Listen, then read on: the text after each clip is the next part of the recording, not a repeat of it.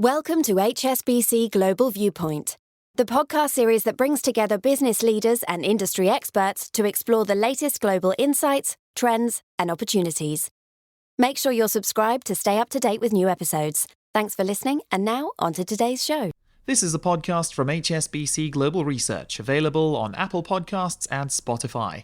Search for HSBC Global Viewpoint or join us via the HSBC Global Banking and Markets page on LinkedIn. However you're listening, analyst certifications, disclosures, and disclaimers must be viewed on the link attached to your media player.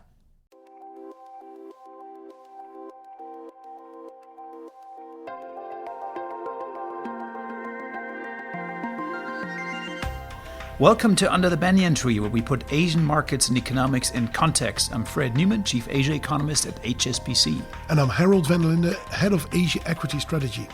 On today's show, we're digging into the Japanese equity market, which has been one of the hottest in the world in the last couple of weeks. We're going to discuss the macro and the micro factors that are pulling investors towards the land of the rising sun. Plus, our resident FX guru, Head of Asia Currency Research, Joey Chu, joins us in the studio to explain why the yen has fallen despite a clear rise in foreign investment. All that and plenty more coming up right here under the Banyan Tree.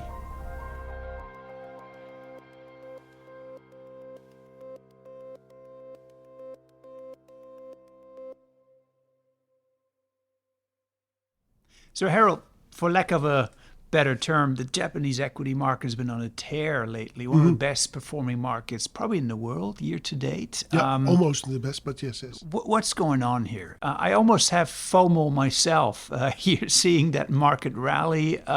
What's driving this? Well, how do you interpret that rally? Yeah, so you're right. The Japanese indexes, certain Japanese indexes are back at kind of historical highs. Not really 1989 back, but we can go back years, decades to reach these particular levels. I think there's a couple of things that goes on.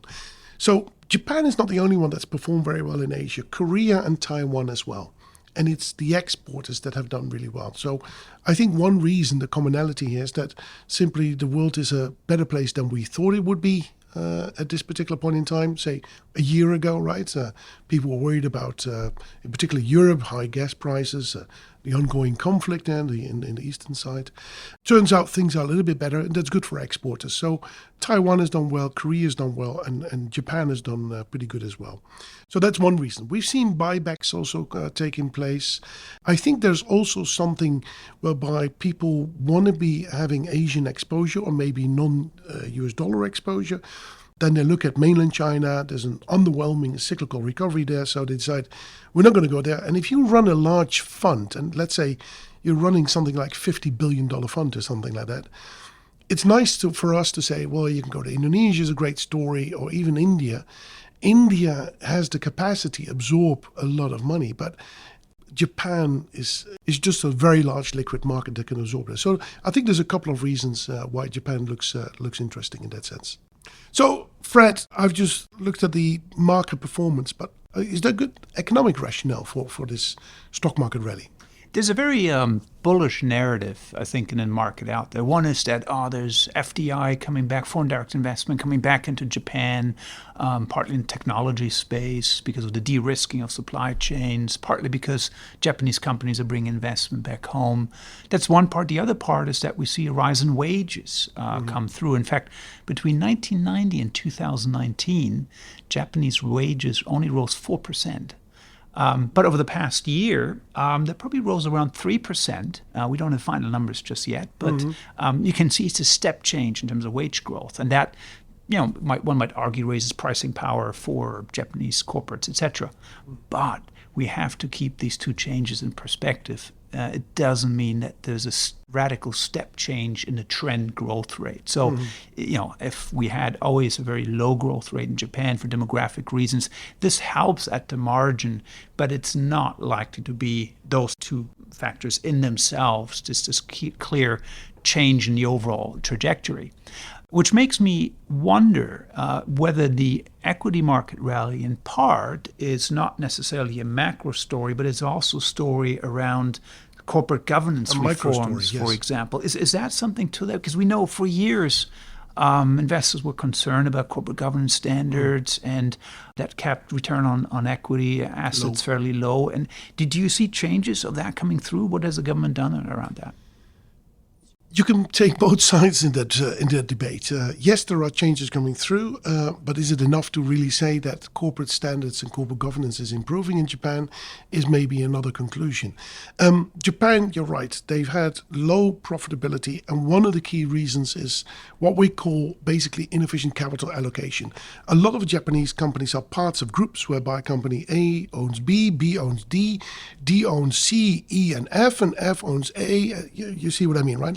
It's like a bowl of noodles, these corporate structures. So everybody's invested in themselves as a sort of protection. That's a very inefficient way of using capital. You could use that capital to pay dividends to your shareholders, for example. We see this in Korea as well, but not in Taiwan. It's one of the reasons why Taiwan always trades at higher multiples than Korea or Japan. Really, for corporate governance to change, you need to dismantle that, and that we haven't really seen. Japan is trying. The government is trying to do things about this. In the past, they called in corporate leaders and said, "Listen, can you do this?" But nothing happened. They've now created an index, the Nikkei 400 index, a couple of years ago, whereby they only include companies that have good high levels of return on equity, profitability. And every year, companies get added to that list, but because it's 400, you also have to delete companies, and they are publicly shown in newspapers. And some people in Japan jokingly call it the shame index. So it's trying to force Japanese companies to look more at profitability in that sense. I think it's a long way to go, and to adjust the rally or to assign that to this particular rally, I think it's a bit too early to do so. But I think other factors might play a role as well, and that's really interest rate policies, BOJ. You talked a bit about inflation. What is your view on that? Well, inflation is still trending higher, at least on the core basis in year-over-year terms. It's still accelerating, actually. Now, that won't last for very long because it will kind of even out or steady out later in the year. But it's well above the Bank of Japan's inflation target. And that has raised, questions about whether the Bank of Japan would loosen or remove its ultra-loose monetary policy. Now, we think actually fundamentally not, because some of these changes we discussed are not step changes, radical changes. Yes, foreign investments coming in. Yes, wage growth a bit higher. But it doesn't mean that Japan is fully out of the woods yet when it comes to slow growth. But there is a minor tweak here that they might actually undertake earlier than expected, and that is the so-called yield curve control, whereby the Bank of Japan keeps 10-year bond yields, government bond yields, in a very narrow range. And they might widen that range perhaps earlier than the market expects. The market is now saying, maybe it might happen next year because the central bank says, we're going to review the policy, it might take 18 months. But sometimes the Bank of Japan likes to surprise the market. They have a tendency to surprise markets, right? There's a tendency to do that. And so there's a chance that, they might do it earlier and sort of surprise the market. But I think what matters here as well also is actually the yen and how that factors in. And we have actually, when we come back after a little break, we should talk to Joey Chu, our resident yen expert. Yen expert and all Asian currencies besides. So when we come back, we'll take this up with Joey.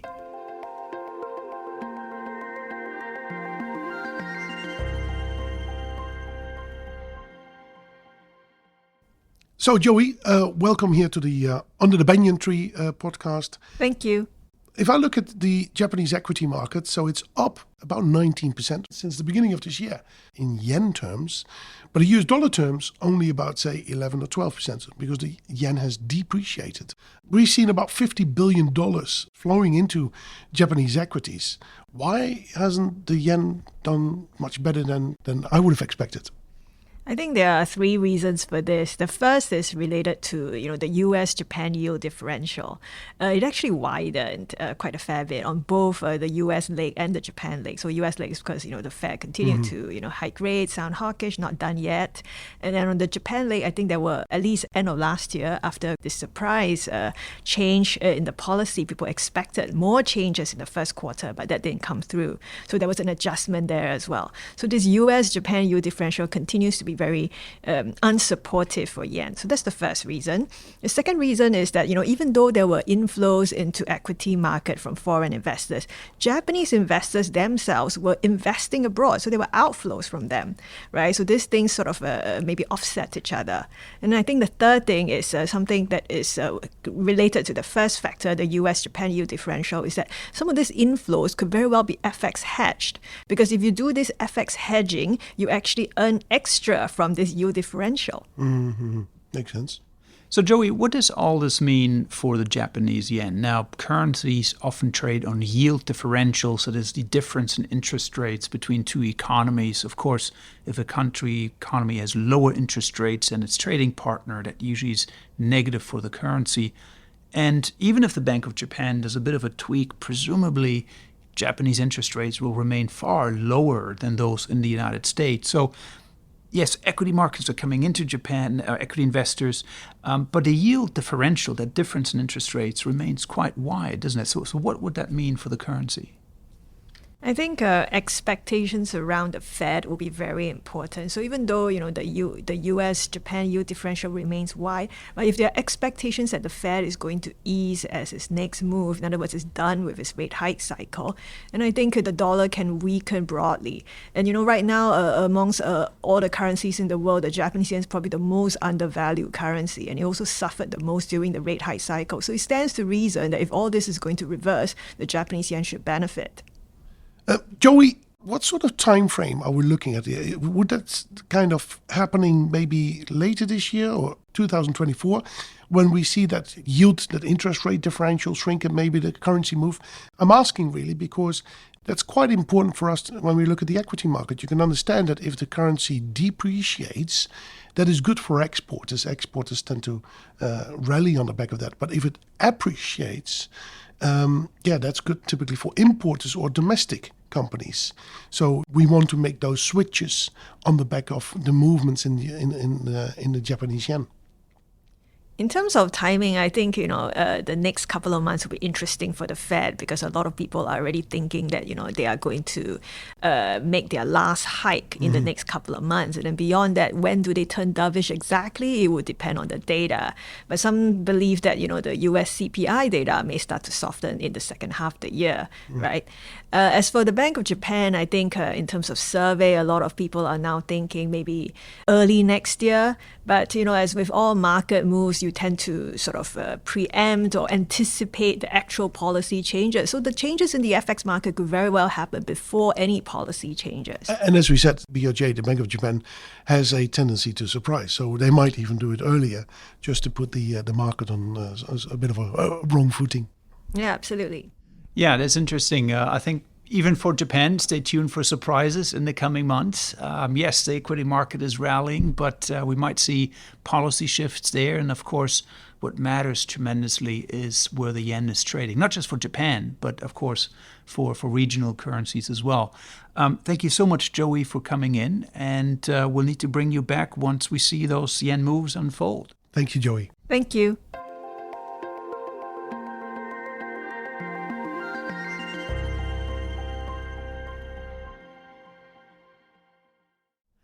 So, Harold, the yen still pretty cheap, even though, as we just heard, it might kind of appreciate a little bit. But a cheap yen also means it's pretty affordable to travel there at the moment. Big travel boom. Have you any plans to go to Japan? Yeah, actually, I had a couple of friends who recently went to Japan and told me actually how affordable it is now if you're a US dollar traveler and how that contrasts with the 1990s when Japan was so expensive to go to. And for me, I love going around in Japan. It's easy to get around by train, by car. The restaurant you go to is fantastic food. There's a lot of character. I love staying in these ryokans, those old wooden hotels where they have these baths and you got a long breakfast and dinners included. A lot of character. A beautiful place. The countryside in Japan is absolutely amazing. Beautiful place to be. What about you? You got any good experiences there in Japan? Likewise, it's always a pleasure to travel in Japan. It's so varied also that often people forget. You have Hokkaido in the north, where you have, of course, in the winter, a lot of snow, winter sports. But then you also Okinawa in the south, which is almost tropical, Yes. right? So it is quite varied. But one other aspect, what we see in Japan is not just an increase in tourism, but also foreigners buying property there, because it's one of the few places in the world where really property prices are falling because of the shrinking of the population. So we talk about unaffordable property in places like Hong Kong and Singapore and Korea and Australia and so forth. In the Japanese countryside, actually, because of the depopulation, there's actually a lack of demand for property. And so we've seen increasingly foreigners looking to buy in Japan property. That's right. I've even heard stories, I don't know how true this is, that actually for literally a few dollars, I'm talking about a few dollars, you can live there as long as you buy a house there, as long as you live in the village as well and contribute to life there in these villages. It might be harder to get a visa than actually buying the house. That's the other issue. Yes. Just before we wrap up the podcast for this week, we want to let you know that the two of us, Fred and I, will be appearing on HSBC Live Insights on LinkedIn in the next few weeks. We'll be taking your questions on Asian markets and economics or anything else you want to talk about in a particular live broadcast, so subscribe to #HSBC Research on LinkedIn for more information. That's a wrap for this episode, folks. A big thanks as always for joining us under the Banyan Tree. We'll be back again same time next week.